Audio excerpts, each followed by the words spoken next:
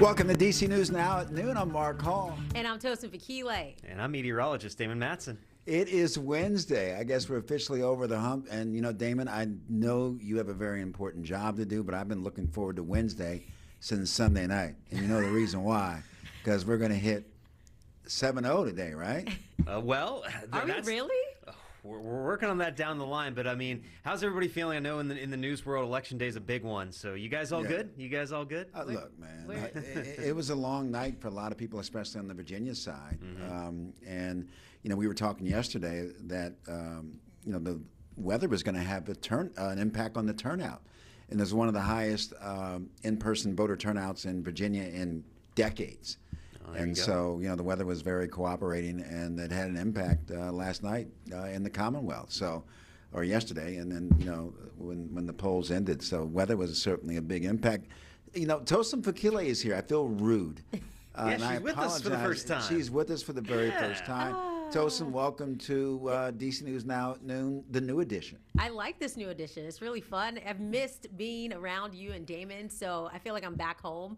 And I feel like I'm back home because I'm pretty sure the last time I was with you both, it was close to 70. So it feels like deja vu. Tosin hasn't been around to say anything about these colder temperatures to me, so I think I'm glad Mother Nature's on my side. Yeah. We'll keep those for later, right, Tosin? We'll talk about the cold eventually. You know, but we've had that breeze, though, Damon. That's what's kind of been, you know, somewhat impactful over the past several days. I'm not sure where that came from, but it just seems to be sticking around. Well, let me tell you, that breeze is going to turn into a strong wind at some point, too. I think that's the key storyline for our weather today, folks. Warm and windy. Those are the two main things we'll be talking about. Now, yes, those temperatures are on the rise. We'll certainly see those reach into the 70s across most of the area, but here is one of the main reasons why they're taking such a big jump.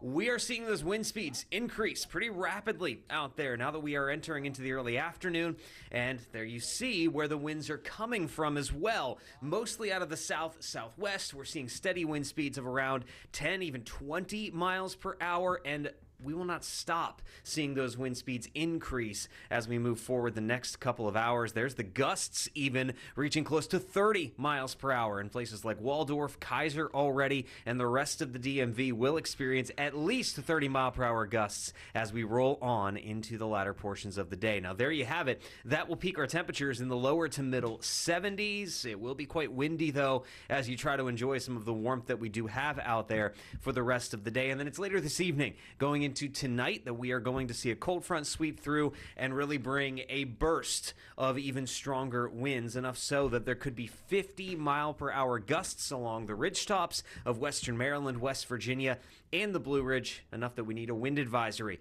for some of our counties farther west, starting at 1 o'clock this afternoon, going through the middle of the night tonight. Now, we don't have wind advisories elsewhere, including over toward the district, but we'll talk about just how strong those winds could be before the night is done, and if we're in for a burst of colder air soon to follow all of this warmth that we're building up later on today. So it's going to be a bit of a roller coaster ride, Mark and Tosin, but we'll just keep everyone informed so you can put away the jackets, bring them back out. It's going to be that give and take. But that wind, Damon, is a difference maker. It really is. So you can get blown away up to 50. That's a lot of wind. Yeah, a lot of wind. I mean, I don't think we're going to see that strong of wind near D.C., but still, you may be sitting in your house tonight, and you're going to hear those trees swaying a little bit, maybe against the windows there, so be ready for that. All right, Damon, thank you so very much. All right, Tosin Fakile, election night last night in the Commonwealth of Virginia, a big day, certainly a big night for Democrats in some of those big races. Yeah, the polls seem to have been accurate and called it right this time. History made in Virginia. We're talking about that lady right there, Democrat Abigail Spanberger, not only became Virginia's governor, but Mark, she also made history becoming the first woman elected to that role. Yeah, absolutely. She's a former U.S. representative who served Virginia's 7th Congressional District, and she defeated her Republican opponent, Lieutenant Governor Winsome Earl Sears. And really among the work Spanberger said that she hoped to accomplish if she were elected was growing the state's economy and Virginia's workforce, and of course affordable housing always a top priority, no matter which side of the aisle that you're on. Yeah, and we all know housing in Virginia is not cheap. So lowering the cost of housing is another thing that mattered to Spanberger, something she plans to work on as she takes on this role of governor. The governor-elect also thanked Lieutenant Governor Winsome Earl Sears. Winsome Earl Sears, during her speech, also talked about, Abigail Spanberger being more moderate as a Democrat, and she's hoping that she stays kind of that course to unite, to keep Virginia going. And Spanberger also talked about, look, her job is to unite Democrats, Republicans, Independents, everyone in Virginia. I think both candidates kept it classy in their speeches. Obviously, one, was a succession speech, and the other one was an acceptance speech. But either way, they kept it classy, and it was a hard-fought campaign. Got a little grimy. It did. It did. As expected, with so much at stake. And also, Lieutenant Governor Ghazana Hamzmi, she beat Democrat. She defeated her challenger, John Reed, as well. And then one of the more talked about races in the history of the Attorney General, was Jason Miyares. Unseated. Unseated by Jay Jones, with all that controversy that Jay Jones was dealing with the controversial text from a couple of years ago. And then also there was a concern about him serving his community service for a reckless driving conviction. So a big night in the Commonwealth of Virginia for Democrats. But moving forward, the hope is that Abigail Spanberger, the governor-elect, and the lieutenant governor-elect can work with the General Assembly and get things done for all Virginians. That you said that is what Abigail Spanberger talked about, is even if you didn't vote for me, her goal is to work for every single resident in the Commonwealth. Yeah, that's right. And Jay Jones winning, that was, some might find it surprising considering, like you were talking about, those text messages, but listening to some of the voters in Loudoun County this morning on our Sunrise on the Hill morning show, they were telling some of our reporters that, yes, what happened was bad, but it seems like people think overall what's happening in the country seems to be bigger, and some people are a little more desensitized to everything that's happening. So pushing them to kind of put that aside and go ahead and give Jay Jones that Attorney General role. Yeah, it was a tough climb. A lot of people felt, and experts that I talked to over the past couple of weeks on Capitol Review, was that maybe this would be too big of a hill to climb because of just how offensive those texts were. Others felt that maybe he'd be able to ride the momentum of not only Abigail Spanberger, but President Trump's low approval rating in Virginia, that could potentially help him as well. And then also those texts came out, I guess what you and I were talking before the show, maybe 2 or 3 weeks before early voting began. So that could have had an impact. But Spanberger and Hamzmi, they both won their races by 10 or 11 points, whereas Jay Jones was probably 5 or 6 points. So you can kind of see that, not all Democrats, supported, were on board. They had some concerns, but Jay Jones did win, and I'm sure the spotlight will continue to be on him as we move forward. Yeah, and Mark, speaking of Democrats taking a win, it was kind of like a blue wave in many of the states across the country. I mean, another major one, New York. Yeah. And when you say New York, you automatically think Mamdani. He's been one person who people have always talked about, but Mamdani was elected a mayor of New York, and looking at the numbers, over 50% of the vote for Mamdani over Cuomo. And it wasn't a surprise, but a lot of people in the 11th hour kind of weighed in. President Trump threw his support to former Governor Cuomo again late as we approached Election Day.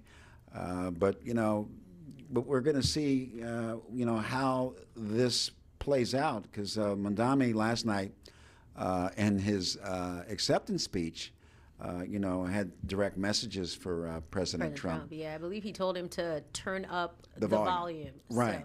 So, and if anybody can turn up the volume, that would be President Donald J. Trump.